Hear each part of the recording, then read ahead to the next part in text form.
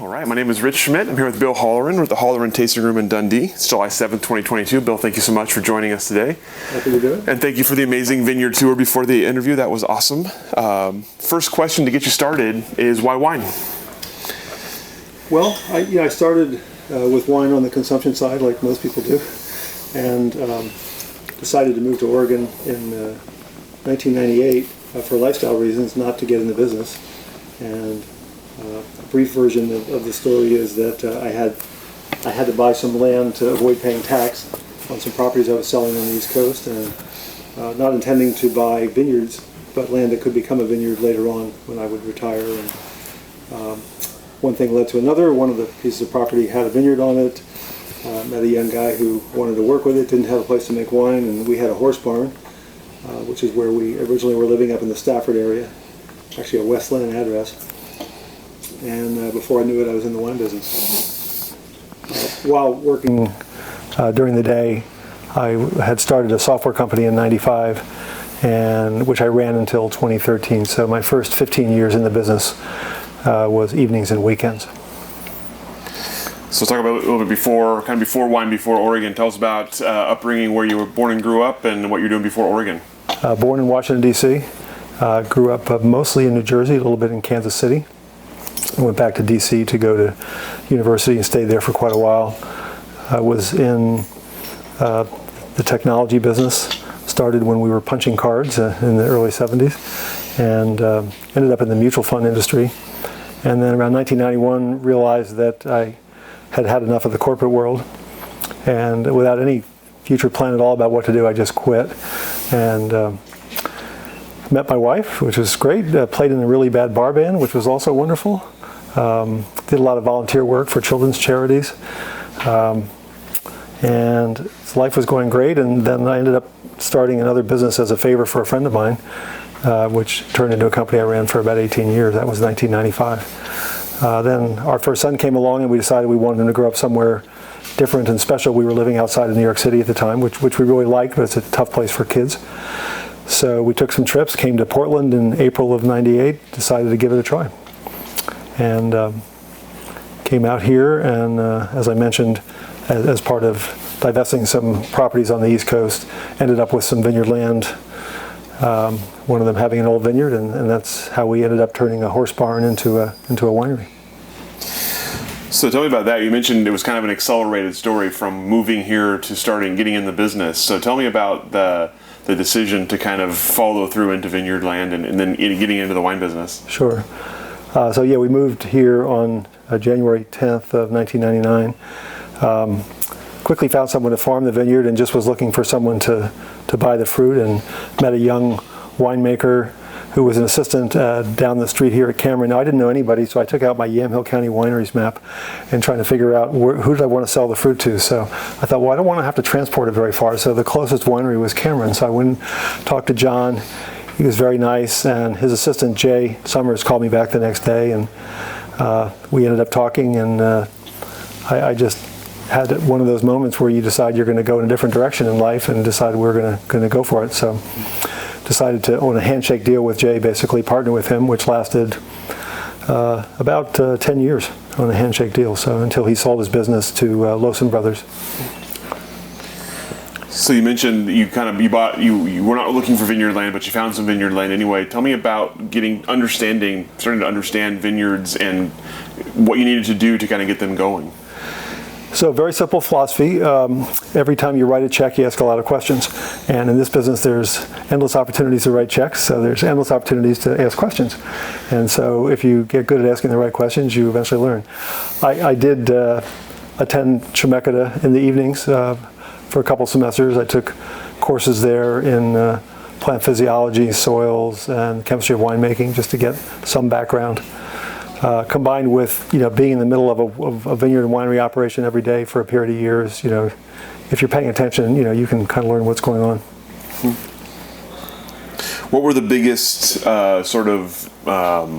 milestones in terms of understanding, in terms of regrowing the vineyard?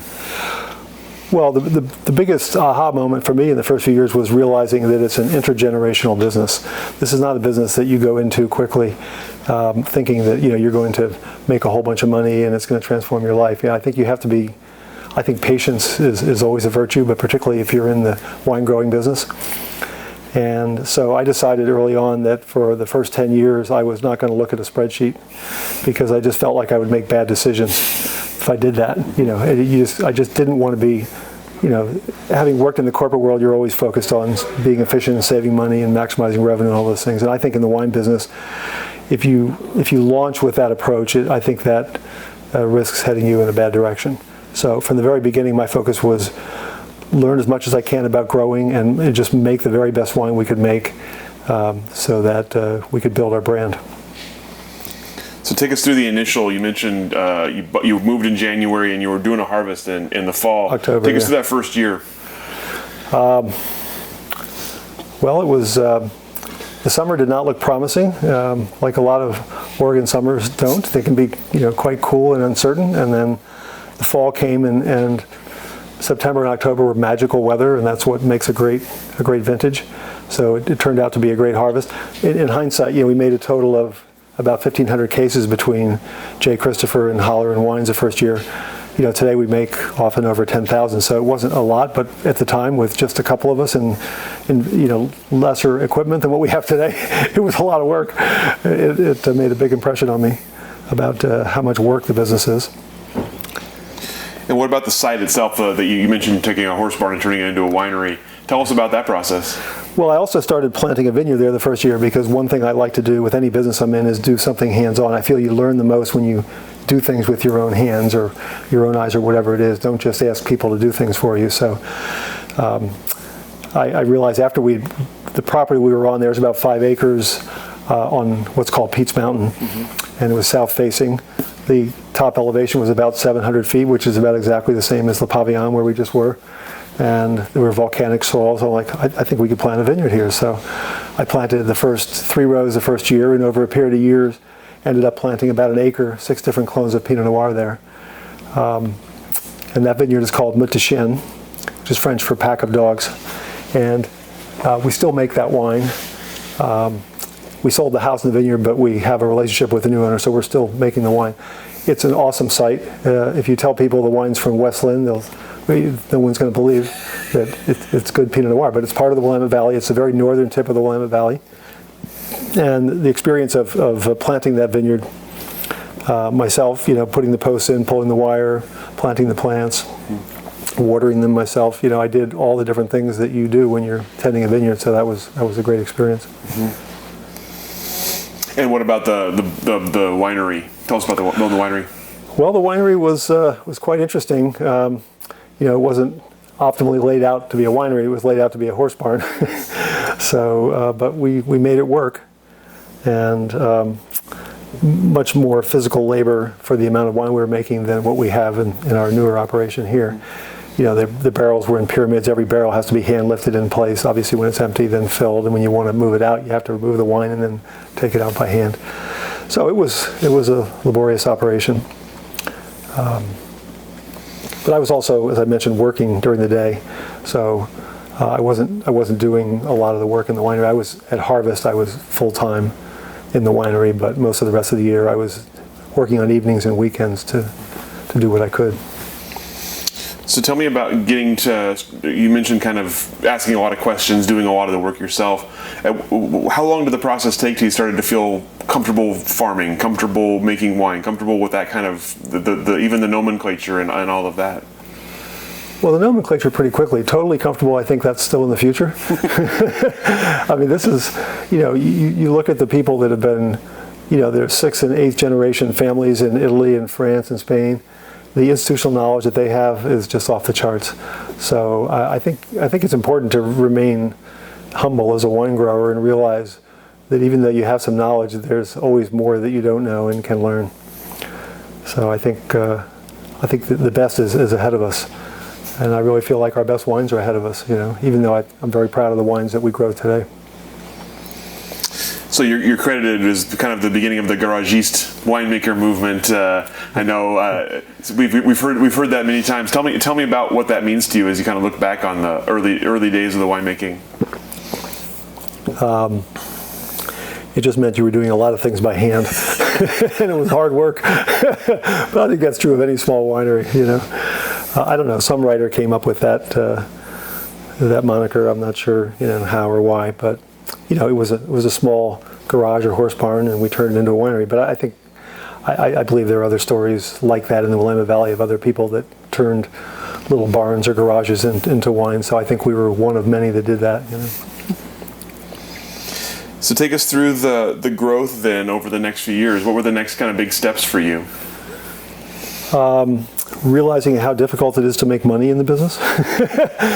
We did it backwards. Most people who are smart in this business start out with a tasting room and a wine club and selling mostly direct to consumer, or DTC as we call it. Where we were located, we couldn't have a tasting room. The zoning didn't permit it. So, and I was working at a day job. We weren't big enough to buy some other place and have some tasting room and staff it. We didn't have enough wine to justify that. So basically, I started out selling everything through distributors, or what we call FOB, which makes being profitable even more difficult. So that was a learning experience. And so until we opened this tasting room where we're sitting today in December of 2018, we were basically FOB. Mm-hmm. So we're in 22 markets in the U.S. plus Canada, and now the business has gradually been shifting as we've had the tasting room here, where we have a wine club that's growing. We're selling quite a bit more direct to consumer. Mm-hmm. So we did it kind of backwards. The good part about that was the economics of selling FOB are much more difficult. So a bottle of wine, that sells for $25 retail, on a pallet, FOB might sell for 11 or 12. So, if your cost of goods sold is, just to make up a number, $10, your margins are tough in the FOB business. And so it became clear to me we had to get volume up higher. So I did that starting around 07, 08, 09. We increased volume. But the flip side of that is now that so our retail prices were lower, because to be successful in the FOB business, you have to have really good wine, but you also have to have really good prices. Because what a consumer will pay for a bottle of wine overlooking the vineyard, sitting in the tasting room, is different than what they'll pay walking into a wine shop in downtown Chicago with 50 bottles in front of them. All sorts of choices. It's a very different business. So, we were successful doing what we did, and we had to build our cost structure around that, mm-hmm. Being able to be profitable at some level, FOB. So when we started a wine club and whatever, we didn't change our prices. So as a result, our prices are lower than perhaps many other similarly positioned wineries in the valley. So you gave us a nice overview of both of these two vineyards here. Tell me about the sort of the progress of the first vineyard and then the ones you've added since. So La Chenaie we started planting in 2001. That's in the Ola Hills. That's our largest site. It originally was 74 acres, and we added 30 acres to the south, so it's 104 acres. And so that's about 27 acres planted right now out of that. That's all I can afford to plant. And very different styles of wine because of the impact of the Van Duzer, much cooler evenings. So hot days, very cold nights, holds the acid. And so we've basically been gradually planting and adding that. And then in, I guess it was around 2013 when we decided we wanted to move out of where we were, where the horse barn was, and we'd added a second barn there. But we did, our son was out of high school, it was time to downsize. And we started looking for a place to build a new winery, and that's when we came upon where we are today here. Anna Vineyard had just come on the market, and it's right across the street from Le Pavillon. We could farm it with the same equipment, and it had a spot where we could build a winery. So it seemed like a logical place to move to. So we acquired this, started farming it in 2014, started designing and building the winery, which we moved to in 2016. And give us a little bit of the rundown on the history of both this vineyard and La Pavillon. So both planted in the early 1970s. This was, I guess, one of the hotbeds of vineyard development in this area. You had Marsh Red Barn right next door, Erath Prince Hill right up there. This is really where a lot of the early plantings were. The vineyard was originally, Le Pavillon was originally part of a vineyard called Dundee Hills Vineyard, owned by Dr. John and Sally Bauer. And when Dr. Bauer passed away in 97, 98, it was split in two. We bought the top part, which we renamed Le Pavillon for the little gazebo there. And Neil Goldschmidt bought the bottom part. And he subsequently sold it to Bill and Donna, who own Winderly. And Anna was part of Weber Vineyard until 2002, and it was sold to Andy Humphrey, who was a vineyard manager. He farmed it for about 12 years and then sold it to me. And you took us through kind of the sort of the unique the differences between the vineyards, but I'm curious from your perspective, what does each kind of bring to what you're trying to sort of put into the bottle? What do each vineyard bring to your wine portfolio? Well, Le Pavillon with the higher elevation is just beautifully elegant. And I should step back and say, our winemaking philosophy and what we try and do is what I would describe as more old world style. We're not trying to make point score wines or big extracted wines, so Le Pavillon really plays right into that. High elevation, it's beautiful Dundee Hills fruit, red cherry, but an earthy component to it, particularly I think from the Pommard clone. Whereas Anna, even though similar vine age, just being a couple hundred feet lower in elevation, definitely makes a bigger framed Pinot Noir. So it's the customers always enjoy coming here when they can taste both wines side by side and see what an amazing difference from two vineyards. Same vintage, same farming, same winemaking, planted roughly the same time, and you taste the wines, it's like, oh my gosh, it's amazing what little subtle differences can make such a large variance in the wine. So as you look back in the kind of the Holloran Vineyard and winery growth, what are some of the favorite moments that you look back on? Every year, the last day of harvest is fun, Actually, I've really enjoyed being now in this building because, we have a little kitchen here where I can cook. And so in addition to hauling the fruit, I drive the truck and haul the fruit from the Ola Hills up to here. I also cook lunch most days for our winery, for the harvest crew that's working here. And that's really fun. That's really, I like to be hands-on, like I mentioned before. If I found myself just looking at spreadsheets in this business, I would have missed the mark. I wanted to be in a business where I could actually do something hands-on. So whether it's driving a truck or cooking lunch for the crew, those are the kind of things I enjoy. What about like the sort of, you mentioned going to Schmidt early on and being very hands-on. What have you learned about vineyard practices, farming practices? How have those changed in the time you've been here? Well, I've learned a little bit out of a lot to learn, I'm fortunate to have an amazing vineyard manager, Vicente Mora, who's been with us since 2012. And he has a wealth of knowledge. He's been tending vines since he was a teenager down in California. He has a degree from Chemeketa. Mark Lagasse, our winemaker, also has, in addition to an undergraduate degree in biology, has a degree in winemaking and viticulture from Chemeketa. So lean on them a lot for a lot of the specifics. It's just the kind of business where you have to get the right, like any business, you have to get the right people. Mm-hmm. And we're fortunate to have an amazing team of folks who have been with us for quite a while.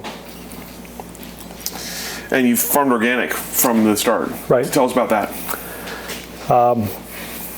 Yeah, it's pretty simple. It just seemed obvious to me that you'd want to, farm your grapes the same way you want your peaches and pears and apples farmed that you eat at home.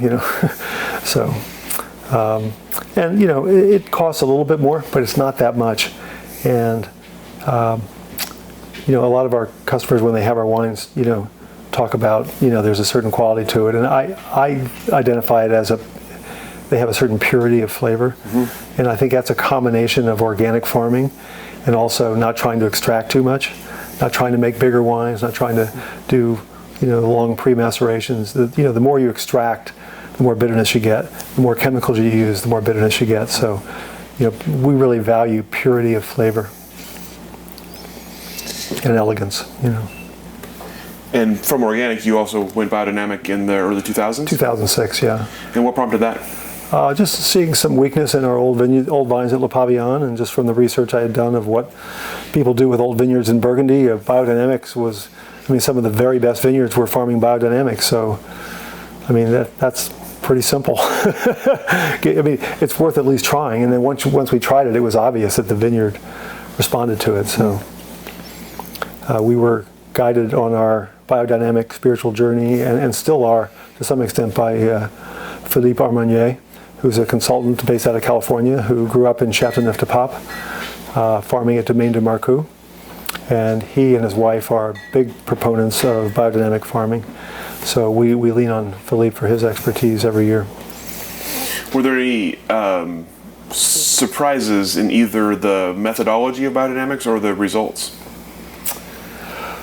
Well, a lot of people look at biodynamics and try and say, it's a cow horn or it's this or that, and they try and poo-poo it just based on kind of surface appeal. Mm-hmm. And I take a bit of a different approach. I just try and look at the end results and try and not, microscopically manage each little detail of it, of what is this exactly doing. I guess I'm trusting enough of the process based on how many people have been doing it and the results they're getting. So I tend to take a more holistic and simpler approach to biodynamics. And organic is just simple. If you look at what Roundup does or glyphosate, to the soil, if you look at soil that's had glyphosate sprayed on it for years and years and years, it's really hard on the soil. When you went biodynamic, how long to see results? About 18 months, and it was pretty significant. Mm-hmm. Yeah. So since you opened up the space here, as you mentioned, that's changed kind of the business model. That's changed the production. So how has production changed, and what do you have in mind for the future? Well, I think we'll just gradually see the business shift. I think we'll always be in the business of selling through distributors. We have great relationships we developed, most of them on the East Coast. We sell a lot of wine somewhere between Georgia and Maine. And so I think that'll continue. But, there are economic advantages of selling direct to consumers. So I think we'll continue to grow that aspect of the business. At this point, we don't have to do a whole lot to keep the distributor business clicking along. So the main thing is, my main focus in the last couple of years has been, growing the DTC business. And was that a specific? I'm curious about the challenge of that. There's a lot of tasting rooms over here. Was it a challenge to get another one going? I guess in some ways, yes. If we had done this 15 or 20 years ago, would it have grown faster? Probably. But fortunately, we have a way to sell our wine. We don't rely on DTC, right? So. As I mentioned before, the fact that we built our whole cost structure around being able to sell at the FOB prices, which are much lower, and which means our retail prices are lower. Now, that's a kind of a double-edged sword. There are some consumers that look at the retail price and infer quality from price point. Oh, this wine costs $80, it must be amazing. Great. Okay. I think our top single vineyard Pinot Noirs sell for $45. Which other wineries for that same wine would probably charge $80 or $100, because they don't have 50-year-old vines the way we do. So I feel like our wines way over deliver, and actually our customers tell us that all the time. They'll come in here and say, "Hey, I've been around, and these wines are amazing, and your prices are. How come your prices are 30 to 50% lower than everybody else?" And I'll tell them the truth. I'll tell them the history of it, and I can't see just raising the prices just because some other winery has a high price. And I have no, if that's what they can do and they said that's more power to them. I have no issue with anybody else charging what they want to charge. It's just not what we're going to do. Talk about 2020 a little bit. Obviously, a variety of challenges that year. Tell us. We thought we'd seen it all. Then the pandemic hit, and then the smoke came. Yeah. So tell us about that year from your perspective and the kind of decisions and challenges specific to that year. I had to find a new therapist, who could deal with greater levels of depression. No, in all seriousness. I take a pretty level approach to most things. From having been in the corporate world, there's a lot of ups and downs, and so you get used to things happening, and you kind of learn to roll with it. So I just try and focus on, okay, what are the best decisions we can make at the moment. So we did the best we could. Interestingly, we bottle under two different labels: the Holloran label and another second label called Stafford Hill. Stafford Hill's our second label. So all the Pinot Noir in 2020 ended up on the Stafford Hill label, and we brought in a reverse osmosis machine. We had never used this particular technology before that was geared towards removing smoke taint. And even before we treated it, there really wasn't much. We had a little bit, but the machine was amazing, and it really cleaned it up. So we've had no problems at all selling the wine. Obviously, all at Stafford Hill, it's a lower price point. It's not as much revenue, but you're getting your farming costs back, so I feel like it worked out okay. And the whites, we really didn't see a big impact in the whites because you press it off the skins before you ferment it, and most of the taint is in the skins, not all of it, but most of it. Now, that all those wines we encourage people to drink on the younger side, because there are bound form of a smoke taint that can evolve in the bottle later on. So, but basically, we feel like we got past it. We dodged the bullet. Combination of we made the wine a little differently to emphasize a bigger fruit profile, so that if there was smoke taint, it wouldn't be as obvious. And then the reverse osmosis technology worked amazing. It was really wonderful. As that harvest, as the smoke was kind of rolling in here, what was your sort of decision making process, and what were you kind of thinking you might be able to do? Well, we did press off more of it to make a Pinot Noir Blanc. We made, I think, about 600 cases of Pinot Noir Blanc, but there's only so much Pinot Noir Blanc you can sell, So we did that. But it was really a question of when to pick. There were some vineyards that were sending pickers out in the smoke to pick, and we wouldn't do it. We didn't want any of our crew going out there in those conditions. So we just had to wait till it went away, and then pick. And then at that point, it really became like a normal harvest. I mean, probably at that point, the COVID protocols were more bothersome than the smoke, because that was also the first year of the pandemic. With the reverse osmosis machine, what caused you to go that route? Our winemaking team had researched it. And felt it was worth a try. There are some people that didn't like it and said it didn't work or whatever, but it just seemed like, hopefully we don't get more vintages like that, but it's hard to believe we won't at some point, whether it's 3 years from now, 10 years from now, 20 years from now.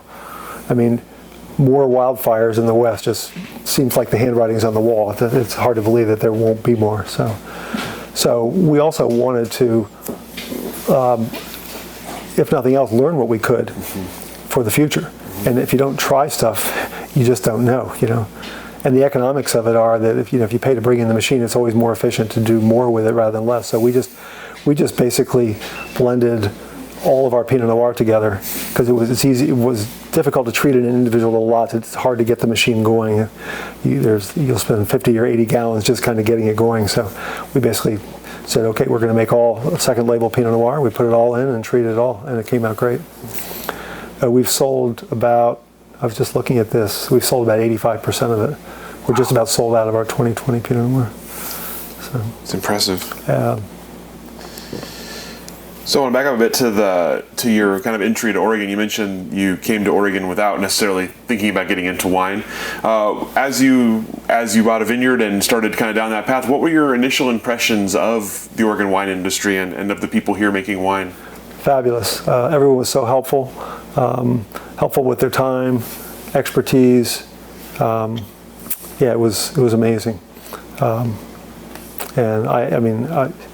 I've worked, having come from, more of a corporate world, which is a little more challenging, it was very pleasant, So I certainly like that aspect of it. And I just, in the early years, just look forward to being able to be full-time in it, because it was very difficult the first 15 years doing it just evenings and weekends.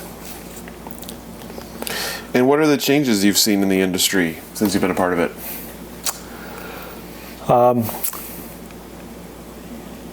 Just more and more people coming into it, and more plantings. Yet, when you look around, less so in the Dundee Hills, but particularly in the Yola Hills and other areas, there's still so much land to be planted. More varietals being planted. We started experimenting with Tempranillo in 2002. Last fall, we just planted Cabernet Franc.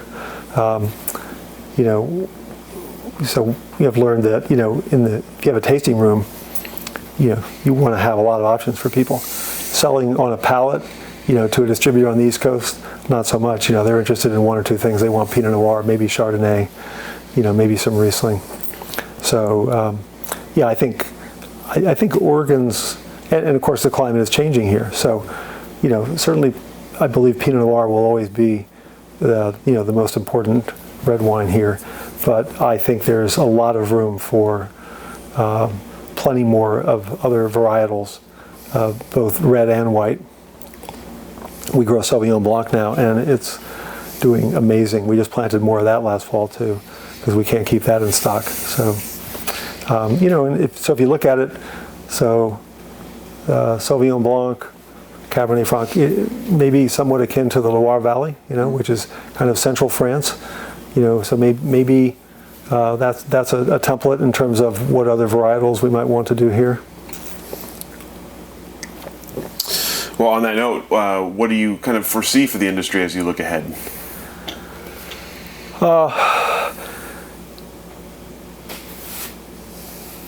I think with the increasing costs of what's going on now, it certainly makes it tougher and tougher to just be a grower. So it's hard to say how that'll shake out. I mean, I think a lot of the people that just grow and sell their fruit, it's a labor of love. Mm-hmm. They're not, most of them they're not relying on that to put food on the table. So, I think that's the Oregon spirit. I mean, that's what people here like to do. They want to have their 10 or 20 or 30 acres of land. They want to farm. They're going to grow wine grapes, and as long as they can probably break even or make a few bucks, I don't see that changing. I think that's going to continue, and I think that's one of the great things about the business here. It's not like a big corporate type of thing. You see more of that, like in Eastern Washington. You see these massive farms and irrigated and more of a big corporate presence. Here you have all these small operators doing amazing things, and I think that's great for the creativity of the business too. Different people bringing different ideas. So I hope that doesn't stop. For us, we don't want to be huge, but we want to continue to innovate, and that's why we're planting new varietals and doing new things. Mm-hmm. And we just want to make the best wine we can make, grow the best wine we can make, and be a great place for people to work. We're very proud of the fact that all of our employees, both in the winery and in the vineyard, who are full-time, are on company-paid medical and dental. That's very important to us. Anything else in the future for you or for the brand here that you're excited about?